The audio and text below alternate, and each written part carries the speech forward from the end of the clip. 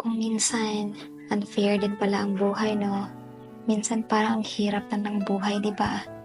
Parang ang unfair kung paano nagaganap ang mga bagay-bagay.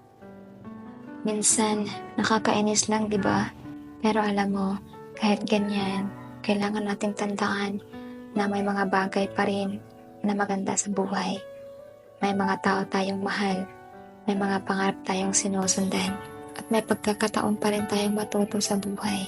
Kahit na minsan parang ikaw na lang palagi yung nagkakamali, kahit hindi mo naman ginagawa. Kung minsan, parang sobrang sakit na. Parang gusto mo nang sumuko.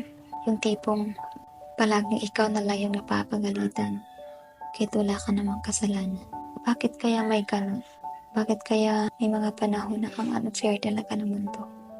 Ang unfair ng buhay. Kahit na pilitin mong maging malakas, kahit na pilitin mo maging positibo sa gitna ng mga pagsubok, sa gitna ng mga naririnig mo, pero may hangganan din pala. Ang hirap. Yun bang ikaw na lang palagi yung nakikita nagkamali kahit wala ka namang ginawa?